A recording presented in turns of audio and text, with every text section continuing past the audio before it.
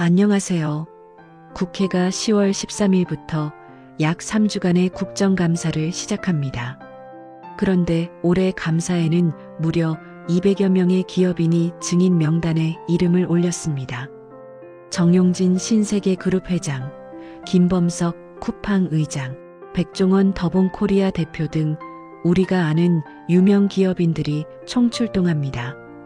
혁신과 창의의 상징으로 불리던 K플랫폼과 K콘텐츠 산업이 어느새 성장 스토리보다 리스크 스토리로 회자되는 현실, 과연 정상일까요?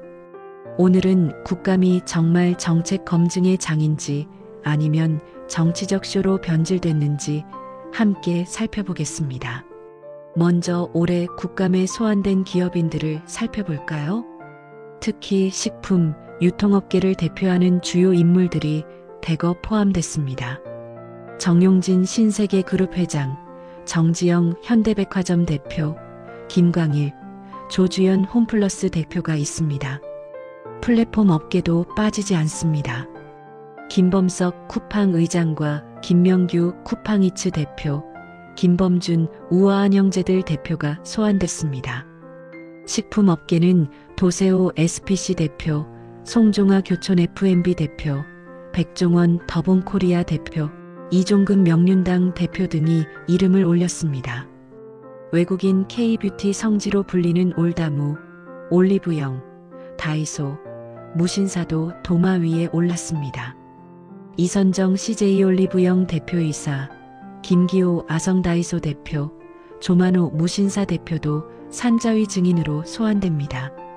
이번 국감에서는 갑질 논란, 불공정 거래, 식품 안전, 위생 논란, 사망, 사고, 산업재해 등에 대해 집중적으로 다뤄질 전망입니다. 특히 이번 국감은 이재명 정부 출범 이후 처음 치러지는 만큼 기업들의 긴장감이 어느 때보다 높습니다. 현 정부가 온라인 플랫폼법 제정을 국정과제로 삼고 노동 친화적 기조를 강화하고 있기 때문입니다. 긴 추석 연휴 기간 동안 다수의 기업들은 국감 소환을 대비해 대관 인력을 보강하기도 한 것으로 알려졌습니다. 매번 국감 시즌만 되면 이번엔 또 어떤 호통을 들어야 할지 걱정해야 하는 게 기업인들의 실정입니다. 국감뿐만 아닙니다. 사법 리스크도 비슷한 궤를 그립니다.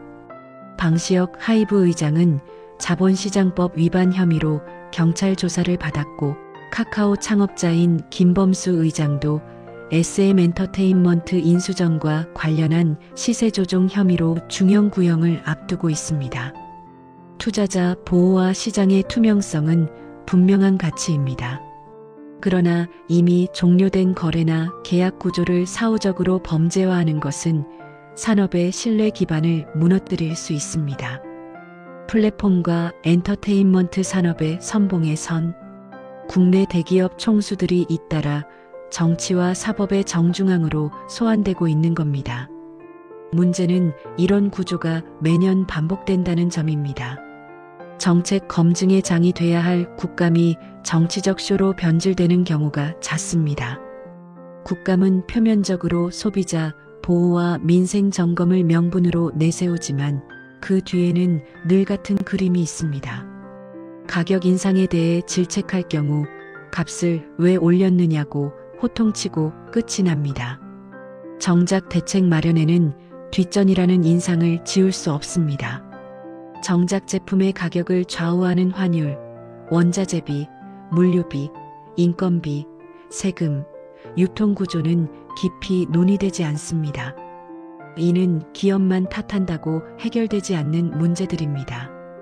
우리나라의 경우 원재료 수입 의존도가 높기 때문에 식품은 국제 시세에 따라 원가가 출렁입니다. 뷰티 업계는 글로벌 인증, 유통 규제 강화로 추가 비용을 떠안습니다.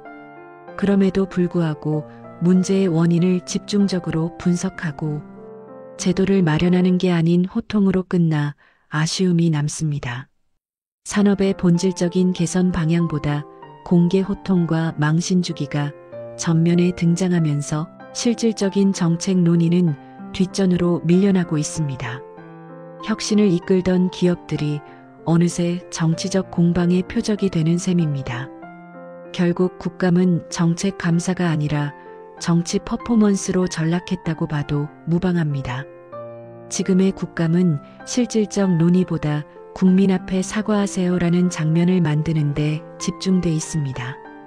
기업을 세워놓고 호통을 치는 것만으로는 지속 가능한 산업 생태계도 민생 안정도 만들어지지 않습니다. 정부 역시 책임이 있습니다. 물가나 민심이 흔들릴 때마다 기업 압박을 통해 가격 인상 자제를 요구해 왔습니다. 이는 정책의 공백을 가리는 임시 방편일 뿐입니다. 세계 주요국들은 정반대의 길을 가고 있습니다. 미국은 자국 빅테크를 규제하면서도 성장의 여지를 남기고 유럽은 AI와 콘텐츠 산업을 자국 내에서 육성하기 위한 세제 지원과 규제 완화를 병행하고 있습니다. 반면 대한민국은 매년 국감 시즌마다 기업인을 증인석에 세우고 수사기관은 같은 사안을 반복 조사하는 관행에서 벗어나지 못했습니다. 물론 법은 엄정해야 합니다. 그러나 보여주기식 수사와 길들이기식 청문은 법치가 아니라 정치입니다. 국감은 정부 정책과 제도의 허점을 바로잡는 자리여야 합니다. 예를 들어 식품 산업이라면 원재료 가격 급등기에 중소기업이 버틸 수 있는 세제 지원이나 공급망 안정화 대책이 논의돼야 합니다. 뷰티 산업이라면 글로벌 인증 절차 간소화, 수출 보험 확대, 중소 브랜드 R&D, 세액 공제 같은 실질적 지원책이 필요합니다. 플랫폼 산업이라면 합리적 규제와 혁신 지원의 균형을 어떻게 맞출지 논의해야 합니다. 국감은 기업 때리기로 분노를 해소할 게 아니라 제도와 정책의 허점을 메우는 정책 감사로 돌아가야 합니다. 기업이 책임질 부분은 분명히 따지는 게 응당하지만 이면의 구조적 원인을 파헤치고 제도 개선안을 제시하는 게 국회의 역할입니다. 공정한 법 집행과 산업 보호의 균형을 어떻게 맞추느냐가 지금의 핵심 과제입니다. 잘못은 명확히 짚되 국가 경쟁력의 근간이 되는 산업 생태계까지 무너뜨려서는 안 됩니다. K 플랫폼과 K 콘텐츠의 성장세는 이미 글로벌 무대에서 국가 브랜드를 이끌고 있습니다. 정치와 사법의 압박 속에서도 한국 산업이 지속적으로 혁신할 수 있으려면 법의 잣대는 공정하되 과잉은 경계해야 합니다. 법치는 단단히, 길들이기는 이제 멈춰야 합니다. 오늘 200여 명의 기업인이 소환된 국감에 대해 살펴봤습니다. 혁신과 창의의 상징이던 K기업들이 매년 국감 시즌만 되면 호통을 듣기 위해 증인석에 서는 현실. 세계는 자국 기업을 육성하는데 우리는 기업인을 증인석에 세우는 일을 반복하고 있습니다. 국감은 정치 퍼포먼스가 아니라 정책 감사로 돌아가야 합니다. 기업의 잘못은 명확히 따지되 구조적 원인을 파헤치고 제도 개선안을 제시하는 게 국회의 역할입니다. 여러분은 지금의 국감이 제대로 작동하고 있다고 생각하시나요? 댓글로 의견을 남겨주세요. 이 영상이 도움이 되셨다면 좋아요와 구독 부탁드립니다.